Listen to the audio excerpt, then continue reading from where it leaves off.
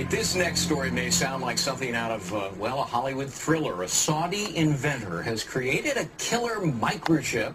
It's designed to track terrorists and criminals and, well, you can think of somebody.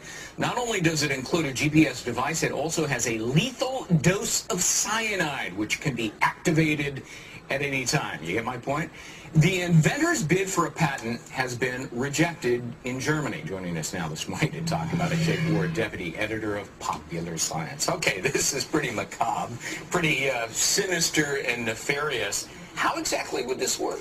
Well, there's a category of technology that involves GPS tracking systems being shrunk down to the size where you could actually implant it surgically. And we've seen a number of applications for this. This is without question the most sinister version of it that I've certainly heard of. You know, and the notion of tracking criminals is not new, but the notion of killing them remotely, I think, is a whole new thing. Yeah, and Germany says, look, we're not going to approve this. That's because for that very purpose. And apparently, in some of the paperwork in applying for the patent, you know, you could track fugitives from justice, terrorists, illegal immigrants, criminals, political opponents, defectors, and Saudi Arabians who don't return home from pilgrimage. Benign as keeping track of your dog, you know, a radio frequency tag implanted in your pet. The vet, you know, finds a stray, scans it, and finds its rightful owner in an instant. Yeah. Do you see an explosion of the use of GPS devices? And obviously a lot of people are concerned about an intrusion of privacy. Absolutely, sure. I mean, I think that there is a trade-off there, and obviously this you know, the inventor who filed for this patent has gone across the line in terms of privacy. Yeah, very much. I've got my little buddies microchipped. Do you really? Yeah. Yeah. I do, just in case they get away, and then you bring them and then you take them to like the checkout counter at the grocery store and you scan them and then they say, I belong to Megyn Kelly. That is very cool, yeah. Biometric has been approved by the FDA as a Class 2 medical device in order to identify high-risk patients in an emergency situation. It's elective, it's voluntary, and it is certainly critical to the evolution of information technology in healthcare. Oh, go ahead. You have one in your arm right now. That's correct. Where is it? It's in the upper right arm. It's a simple injection process, just like getting a shot of penicillin. Is it painful? Not at all. They numb the area slightly. You don't feel it. They put a Band-Aid on it. Within 2 days, you don't even know it's there. And can we, I don't know, did you get a good shot of this, Peter, the chip? I don't know how tight you can get on it, but these are small, and you've got a scanner with you right now. That's correct. Right? This is the passive scanner. The critics would say, and I listened to it, and I'm trying to figure it out, but they use the "they" word a lot. Is there a vast RFID conspiracy out there that is they would say this is a slippery slope. This is the first thing. This is the way you lull us into a false sense of security. We all get these things. And then the next thing you know, I don't know, it's like making Soylent Green. Like the Trilateral Commission, or the whole world gets taken over, like in Terminator 3 or something. Is anything? I mean, do we need to worry? There's no conspiracy, Joe. You sure? I'm sure. I'm looking at you. I'm looking at your eyebrow. It twitches when you say that a little bit. And I'm looking back at you. And let me say this. Let me say this. As far as the RFID industry is concerned.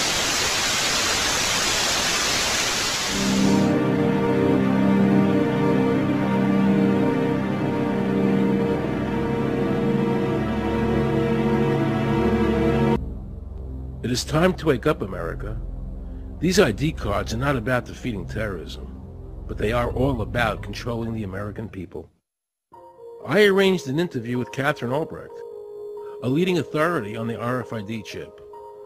Her book entitled Spy Chips is the definitive book on this subject. I wanted to find out just how dangerous these chips are to our liberties. RFID is a technology that uses tiny computer chips the size of a grain of sand or even smaller, hooked up to miniature antennas to transmit information about items at a distance. Back in 1999, Procter & Gamble, Gillette, and MIT got together to find a way to commercialize this technology and make it small enough, make it efficient enough, and make it low cost enough to, essentially, their dream is to put one of these tiny computer chips on every physical item manufactured on planet Earth. The latest technology for identifying people at the point of sale, for identifying people when they make purchases, is actually the implantable chip that you can actually embed directly into human flesh. It's a tiny glass capsule about the size of a grain of rice. It contains an RFID computer chip with a coiled antenna, and it can transmit information also at a distance.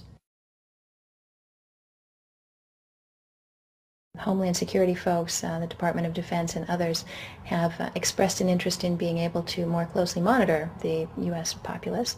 And one way to do that, of course, would be being able to determine who buys what and where they take those things.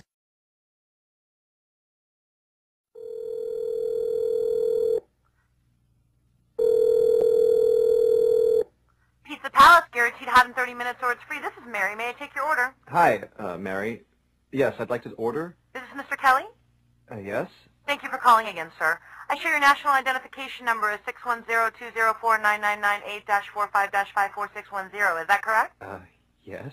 Thank you, Mr. Kelly. I see you live at 736 Montrose Court, but you're calling from your cell phone. Are you at home? I'm just leaving work, but I'm... Oh, we can deliver to Bob's Auto Supply. That's at 175 Lincoln Avenue, yes? No, I'm on my way home. How do you know all this stuff? We just got wired into the system, sir. Oh, well, I'd like to order a couple of your double meat special pizzas. Sure thing. There'll be a new $20 charge for those, sir. What do you mean? Sir, the system shows me that your medical records indicate that you have high blood pressure and extremely high cholesterol.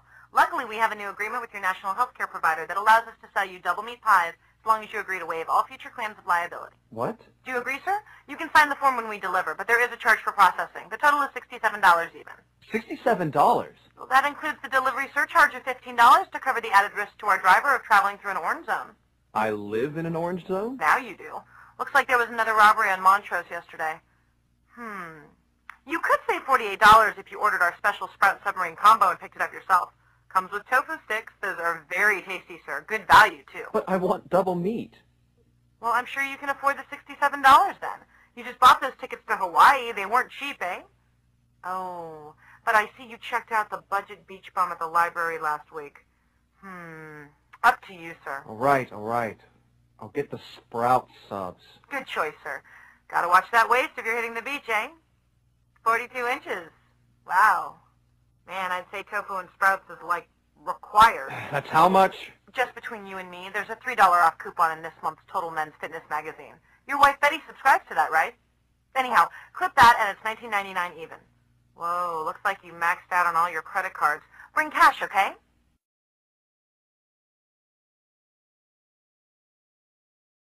PLD stands for Personal Locating Device, which is an implantable GPS for which our company owns a patent. The hybrid of the two of these products, being Digital Angel and Verichip, is what we call PLD. PLD should be in prototype form by the end of this year, by December of 2002. We have a Florida family who are really pioneers in a brave new world. They have volunteered to be the first ever to have microchip identification devices implanted into their body. After 9/11, I was really concerned with the security of my family. In the 1960s, Professor Jose Delgado took a normally hostile bull and implanted electrodes into its brain. Electrodes that could be activated by a radio transmitter. His objective was to see if stimulation of the bull's midbrain could short-circuit the rage signals, stopping the bull before it reached the matador. After the bull had recovered from the implantation and in mid-charge, the button was pressed. The bull's aggression ceased instantly. A clearer experiment was performed with cats. In this classic example, the hypothalamus, the rhythm maker, was implanted with electrodes. Could it be responsible not just for rhythms, but also for rage? The switch is turned.